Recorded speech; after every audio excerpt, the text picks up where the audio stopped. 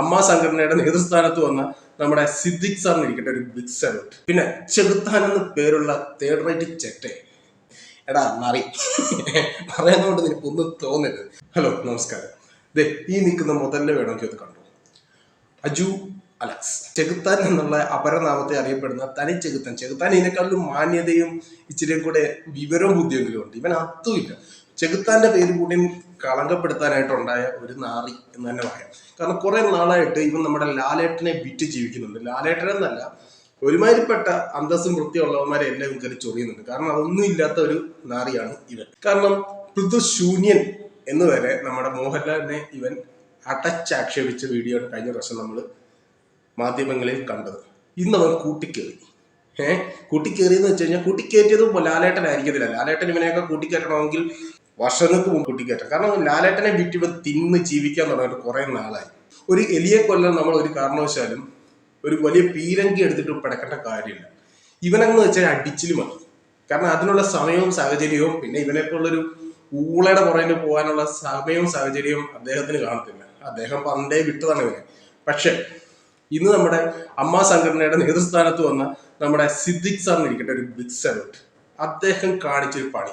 കാരണം അന്നേരവും ലാലേട്ടൻ പറഞ്ഞിട്ടുണ്ടാവും, ഇവന്റെയൊക്കെ പുറകെ എന്തിനാ സിദ്ദിഖ് സാറെ പോയി സമയം കളയുന്നേ, വേറെ പണിയില്ല, ആ സമയം കൊണ്ട് നമുക്ക് എന്തൊക്കെ പണി ചെയ്ത് തീർക്കാനുണ്ടാവും എന്ന് പറയാനുള്ള ഒരു ക്യാരക്ടറിന്റെ ഉടമയാണ് നമ്മുടെ ലാലേട്ടൻ എന്ന് പറയുന്നത്. എന്നിട്ടും അദ്ദേഹം ഇവന് വേണ്ടിയിട്ട് ഇച്ചിരി സമയം മെനക്കെടുത്തിട്ടുണ്ടെങ്കിൽ അത് അദ്ദേഹത്തിന്റെ ഒരു സല്യൂട്ട് അർഹിക്കുന്ന ഒരു പ്രവൃത്തിയായിട്ട് ഞാൻ കാണുന്നുണ്ട്. കാരണം ഇവനെ വിറ്റ് ജീവിക്കേണ്ട കാര്യം ഒരു കാരണവശാലും ആർക്കും വരുന്നില്ല. ഒരു കഞ്ചാവ് വീടിയും ഒരു റൂമും ഉണ്ടെങ്കിൽ ഏതൊരുത്തനെയും തന്തയ്ക്കും തലവഴിക്കും വിളിക്കാൻ അധികാരം ഉള്ള ഒരു പ്ലാറ്റ്ഫോമാണ് അവന്റെ യൂട്യൂബ് ചാനൽ എന്നൊരു തോന്നല് അവന് ഈ ഒരു ദിവസം മുമ്പ് വരെ ഉണ്ടായിരുന്നു. ഇപ്പൊ ഏകദേശം മാറി. ഇനി അവന്റെ യൂട്യൂബ് ചാനൽ ഉണ്ടാവുമെന്നൊന്നും അറിയത്തില്ല. എന്തായാലും അവൻ ആ വീഡിയോ മുക്കിയിട്ട് ഓടിയ പോക്കിലാണ് ഇവനെ പോയി അടിച്ചിലി വീഴുന്നത്. ആമ്പിള്ളേർ പൊക്കിയെടുത്ത് സെല്ലിനകത്തും കൊണ്ടിട്ടിട്ടുണ്ട്. അവന്റെ നിപ്പൊക്കെ കാണാൻ അതിന്റെ ന്യൂസിലൊക്കെ ഞാൻ കണ്ടു. അവന്റെ നിപ്പ് നനഞ്ഞൊട്ടിയ കോഴിയെ പോലെ. ഇവൻ അവന്റെ ആ റൂമിനകത്ത് രണ്ട് പുകയും വലിച്ചുകൊണ്ടിരിക്കുമ്പോൾ മാത്രമേ ഉള്ളൂ ഇവന് തന്റെയാണ്. എന്നിട്ട് ഊശാൻ താടിയും വലിച്ചിട്ട് മാന്യമായി ജീവിക്കുന്നവന്മാരുടെ എല്ലാം നെഞ്ചത്ത് കയറി പൊങ്കാലയിട്ട് എന്നിട്ട് തന്തയെ തള്ളയെ തല്ലിയാലും രണ്ടു പക്ഷം ഉണ്ടാകും എന്നുള്ളത് പോലെ ഇവന്റെ പക്ഷം പിടിക്കാനും കുറെ ഊളകൾ ഉള്ളതുകൊണ്ട് മാത്രം ഇവന്റെ ചാനൽ ഇങ്ങനെ മുന്നോട്ട് പോയിക്കൊണ്ടിരിക്കുകയായിരുന്നു. പിന്നെ നമ്മുടെ നാട്ടിൽ ഇവനെ പോലുള്ള കുറെ എണ്ണം ഉണ്ട്. അവന്മാർ മതി ഇവന്റെ വ്യൂസ്. അങ്ങനെ ജീവിച്ചുകൊണ്ടിരിക്കുന്ന ഇരിപ്പിലാണ് ഇവൻ ഇന്ന് വന്ന് അടിച്ചില് വന്നിരിക്കുന്നത്. കിടക്കുന്ന കൂട്ടിക്കിടക്കുന്ന ഇവ പാവം കണ്ട അവന്റെ കിടപ്പ് കാണുമ്പോൾ തന്നെ എന്താ ഒരു മനസ്സിനൊരു സമാധാനം. പിന്നെ ചെകുത്താൻ എന്ന് പേരുള്ള തേർഡ് റേറ്റ് ചെറ്റെ, നമ്മുടെ ലാലേട്ടൻ ഏതോ സിനിമയ്ക്കകത്ത് ഉള്ള ഡയലോഗ് പോലെ. പിന്നെ നിന്നോട് പറയാനുള്ളതെന്ന് വെച്ച് കഴിഞ്ഞാൽ നീ ഇനിയും സബ് ജയിലിൽ കിടന്നിന്റെ കേൾക്കാനും സാധ്യതയില്ല, നീ കേൾക്കണമെന്നുണ്ട് താല്പര്യവും ഇല്ല, എന്നാലും പറയാം. പിന്നെ ലാലേട്ടൻ യൂണിഫോം ഇട്ട് അവിടെ വരേണ്ട കാര്യം എന്ന് വെച്ച് കഴിഞ്ഞാൽ ഒരു സാധാരണ സിവിലിയന് ആ ഒരു ഭാഗത്തോട്ട് പോകാനുള്ള അനുമതിയില്ല. പിന്നെ ഒരു സിനിമാ നടൻ എന്നുള്ള നിലയിൽ ഒരു സിനിമാ നടനും ഒരു VIP-ക്കും അങ്ങോട്ട് പോകാനുള്ള ആവശ്യവുമില്ല.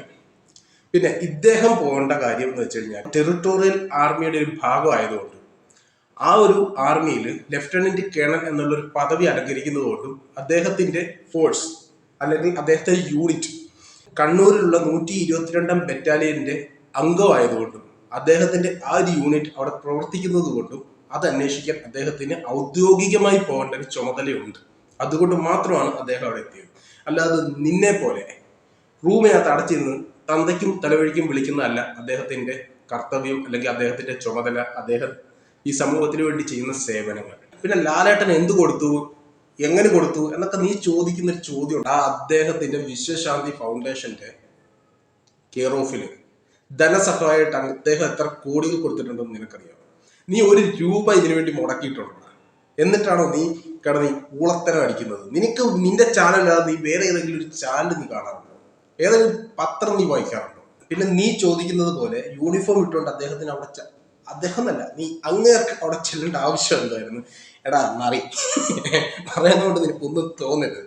അദ്ദേഹം യൂണിഫോം ഇട്ടുകൊണ്ട് അവിടെ ചെല്ലേണ്ട കാരണം എന്ന് വെച്ച് കഴിഞ്ഞാൽ അദ്ദേഹത്തിന് അതിനുള്ള യോഗ്യതയും അദ്ദേഹത്തിന് ആ ഒരു പദവിയും നമ്മുടെ രാജ്യം നൽകിയിരിക്കുന്നതുകൊണ്ട്. അദ്ദേഹത്തെ പോലെ പലർക്കും കൊടുത്തിട്ടുണ്ട്. മഹേന്ദ്ര സിംഗ് ധോനിക്ക് കൊടുത്തിട്ടുണ്ട്. എന്ന് വെച്ച് കഴിഞ്ഞാൽ അദ്ദേഹത്തെ പോലുള്ള ആൾക്കാരെ കണ്ട് ചെറുപ്പക്കാർ ഇങ്ങനെയുള്ള സന്നദ്ധ പ്രവർത്തനത്തിനും ഇങ്ങനെയുള്ള സേവനങ്ങൾക്കും മുൻകൈ എടുത്തിറങ്ങാൻ വേണ്ടിയിട്ട് അങ്ങനെയുള്ള വ്യക്തികളെ തിരഞ്ഞെടുത്തിട്ട് അങ്ങനെയുള്ള വ്യക്തികൾക്ക് കൊടുക്കാറുണ്ട്.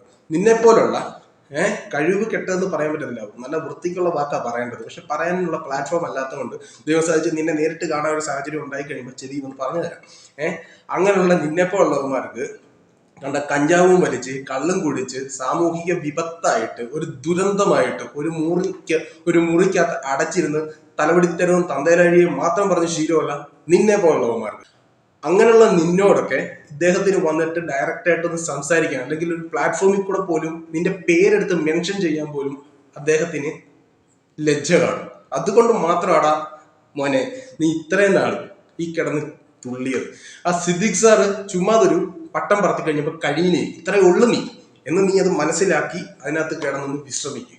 നീ എന്നുള്ള വ്യക്തി നീ കിടന്ന് ഞാറാടിയില്ലയോ കുറെ നാളായിട്ട്, ഇത്രയേ ഉള്ളടാ നീ. ഇതാണ് നീ ദേ കണ്ട, ഇതാണ് നീ എന്നുള്ള പൂർണ്ണ ബോധ്യം ഉണ്ടായിട്ട് തിരിച്ചു വന്നിട്ട് നല്ല വൃത്തിയായിട്ട് ജീവിക്കാൻ പറയുന്നില്ല. കാരണം അതിനുള്ളൊരു പിതൃത്വം നിനക്ക് കിട്ടിയിട്ടില്ല എന്ന് നിന്റെ കോലത്തിലും നിന്റെ രൂപത്തിലും നിന്റെ സംസാരത്തിലും അറിയാം. പിന്നെ ട്രൈ ചെയ്ത് നോക്കടാ എന്ന് പറഞ്ഞുകൊണ്ട് മോനെ നിർത്തുക കേട്ടോ. നിന്നെ ജാമ്യത്തിൽ എടുക്കാൻ പോലും നിന്റെ വീട്ടുകാർ പോലും വരുമെന്നുള്ള വിശ്വാസം ഇല്ലാത്തടത്തോളം കാലം ഇനി നീ കുറെ നാള് നിന്റെ പ്ലാറ്റ്ഫോമും നീയും അങ്ങനെ കിടക്കട്ടെ. അല്ല നീ ഇങ്ങനെ കിടക്കട്ടെ. അപ്പൊ ശരി.